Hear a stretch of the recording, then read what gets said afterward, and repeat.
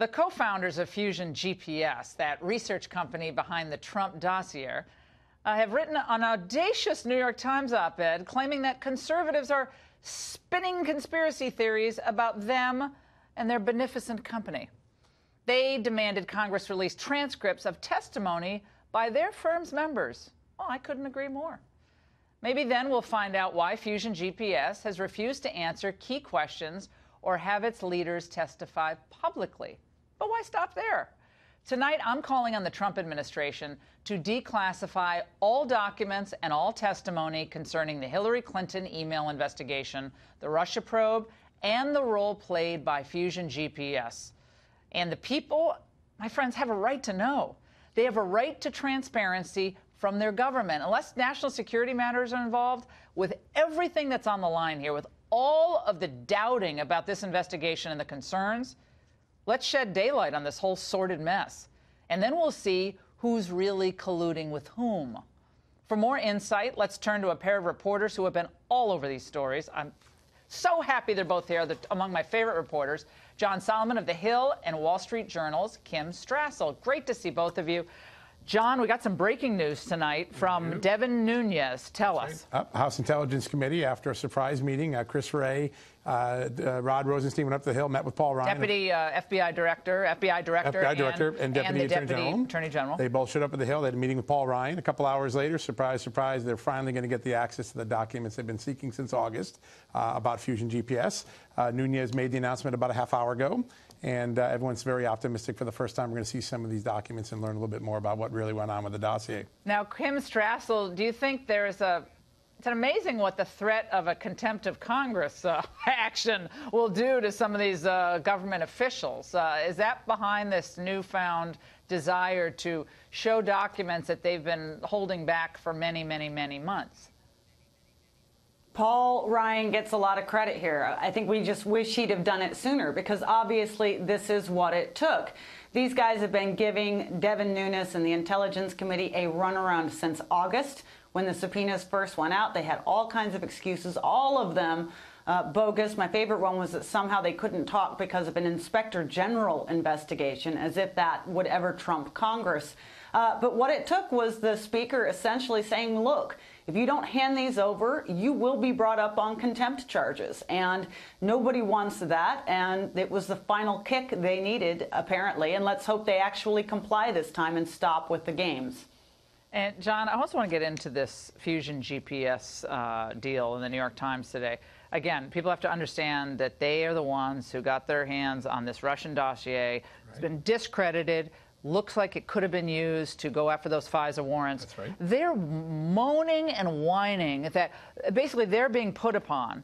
And they want to release transcripts of their behind closed doors interviews that they did with on the Hill. Couldn't they just talk about what they said? I wish they would. I think we would learn an awful lot about their interactions with the FBI, how they took this political document, got it into the criminal justice system. I think we'd also learn about some things they said about the FBI that might be so flattering. And we might learn a little bit about this guy, Christopher Steele, and what he was doing and whether all the things he said in public are really true. How about the work they've done for Russia? Oh, yeah.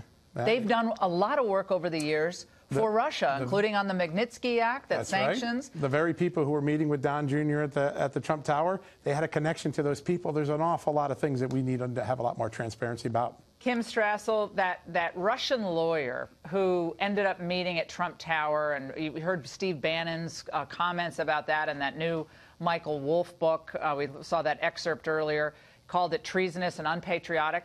We have information that that lawyer, Veselnitskaya, actually met with the Fusion GPS people as well. I mean, that's why I want all of this declassified. If there's any classified documents, I want this all released. So it's about time this whole thing wrapped up, got to the bottom of it. Everybody's cards should be on the table, and get this over with. And she didn't just meet with them, by the way. She met with Glenn Simpson in the hours before she went to Trump Tower and in the hours she left after she left Trump Tower. Now, he's claiming that there's no connection between the dossier and these particular set of Russians who are connected to the Kremlin, but we need to know all this. I love your idea, Laura, of declassification. It looks as though Congress has the ability to do that, even though it hasn't necessarily, and it's a rare thing. We have to be very careful of exposing sources and methods. But when you're at a level this high, where you've got accusations on one side that the president was engaged in a conspiracy with a foreign power, and accusations on the other that our law enforcement agencies were, in a bad way, tapping Americans, using opposition research documents to launch investigations. Those are as serious as an accusations as you get, and you don't trust that anymore to a commission or a special counsel. You let the American people see the documents themselves and work it through themselves. Is there anything on collusion? I mean, we have all this time go by. They've interviewed all these witnesses, brought in lots of White House officials, from the lower staffers to the upper echelon. What do we have? The latest I've heard, and I've done a lot of digging on this, there's still no evidence the president was involved in collusion. They are looking at one family member and some trips and conversations he had based on some new information that Mike Flynn may have provided. But we don't know much more than that. But to date, there's nothing in the public that says there's collusion. And you've seen the Democrats really pull back from collusion. James Clapper yesterday, I think we have a clip. I want to share this with everybody. Let's watch. There were other factors that I think were the stimulus for the investigation, and the revelation about George Papadopoulos, which was not a name on my radar scope when I left. Kim Strassel, your reaction to old Clapper there. Well, so we've been told just recently by the New York Times that it was George Papadopoulos that inspired this entire investigation, not the discredited dossier. Of course, just last year, the New York Times was saying that it was, in fact, the dossier that did it. But now that it's been discredited, now it's George Papadopoulos. So to find out that the head of intelligence says he doesn't even know this guy's name, he wasn't on his radar screen at the time that he was leaving office, it's another reason to be incredibly skeptical of the notion that it was some 28-year-old junior Trump staffer that somehow launched an entire FBI probe. Oh, it's ridiculous.